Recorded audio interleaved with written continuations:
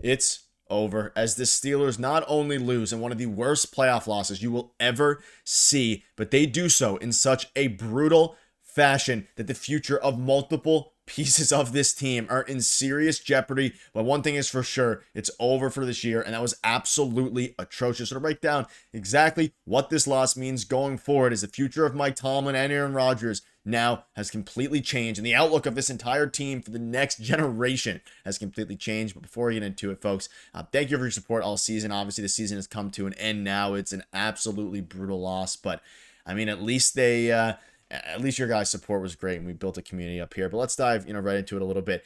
I'm actually recording this with like a minute left, and I just wanted to get my thoughts out because it is really, really bad. And Aaron Rodgers, just a really bad way to end what's probably going to be his career. There were multiple points throughout this game where, I mean, you saw the legs catch up to him, but in a game where the defense stepped up, they stepped up really well up until the fourth quarter.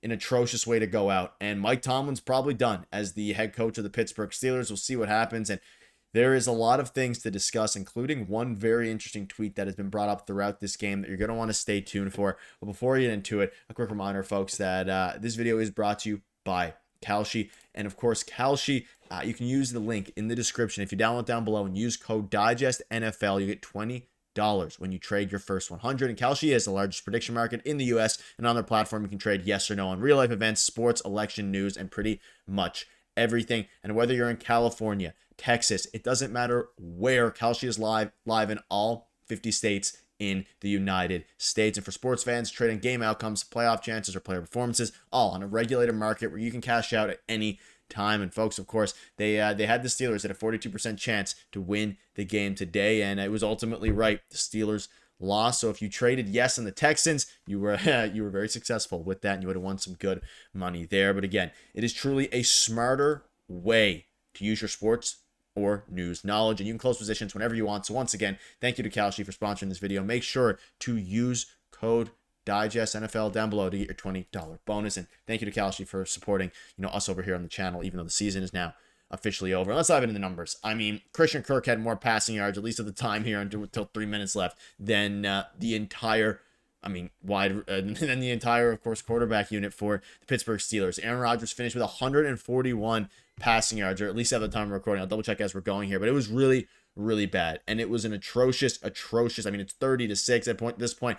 A really bad game for Aaron Rodgers. He had 146 now, and I needed to record this while the game is finishing because I wanted to get my true feelings out here. And you look at Jaylen Warren, Kenneth Gainwell, the rushing game, the running game was absolutely non-existent. And I mean, we knew coming into this that the Texans defense was going to be a problem for this O-line for the Steelers. Rodgers had some bad missed passes. DK Metcalf had some really bad missed, catches.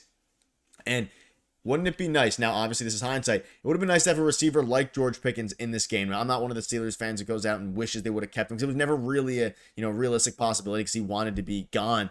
But man, in a game where you force CJ Stroud into 5 fumbles with 2, lost one, 2 turnovers, even 3 turnovers, it was so bad, and the defense stepped up. I mean, whether it was TJ Watt early in the game, of course, you had multiple, people play really good defensively. And of course, Peyton Wilson.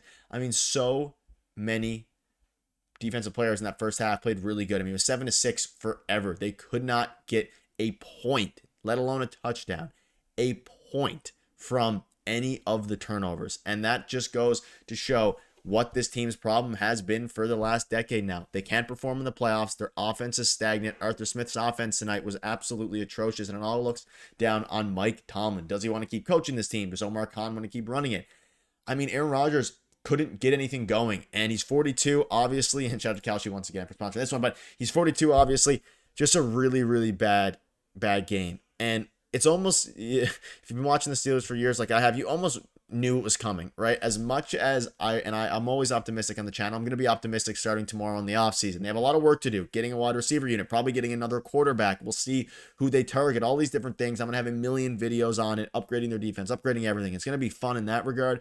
But look at this wide receiving unit. Yes, they finished with 141 total yards. Christian Kirk went out there. The acquisition that the Texans got and their GM got at last year's trade deadline acquired a wide receiver, something the Steelers desperately needed to do themselves. And Christian Kirk essentially won them this game alongside their defense. Instead, the Steelers opted to get Marquez Valdes-Scantling and Adam Thielen, who had some okay, had decent games, had some okay, stretches. This is why they should have got a wide receiver at the deadline. That's why they should have got a wide receiver in the offseason alongside DK Metcalf. Metcalf couldn't beat that 1A tonight, and it's the unfortunate, reality here. You can see here from Jersey Jerry, this would be the worst playoff loss of all time if the Steelers lose this game. And of course, they lost the game. I mean, I would say at a loss for words. I'm kind of numb to it because it's kind of what you come to expect. And you can see here from Nick Farabaugh, the Steelers' young O-line is promising and has been very good most of this season, but this Texans defense is different. Best edge duo in the league with some extremely underrated IDL too. They're growing, but this is what the league's best looks like. And it is true. I mean, they were fantastic defensively. They were fantastic getting to Aaron Rodgers. But this is what happens when you don't have a mobile quarterback and your O-line just gets absolutely torn apart. And Aaron Rodgers had his chances, right? Like DK Metcalf had a couple balls. Calvin Austin had a couple balls, but they couldn't figure it out. And that's why you look at, the passing game, just really, really bad. And it is really sickening, right? And how long are we going to be able to live with this, right? Because at the end of the day here, this is the 10th season now in a row, or 9th season in a row where you don't win a playoff game. Yes, Mike Tomlin has 19 straight years of above 500, whatever it is, right? The record to start a career. You need to start winning. Like, we need to win playoff games. We can't hold on to that Super Bowl forever. And teams are firing coaches left and right. The Ravens fired John Harbaugh. And now, of course, will Mike Tomlin be fired? Cardinals fired Jonathan Gannon. Very different situation. Will Mike Tomlin be next? I don't want to say I hope so, but kind of hope so, just for a change, right? You can see here, this started to go viral. Should the Pittsburgh Steelers fire offensive coordinator Arthur Smith?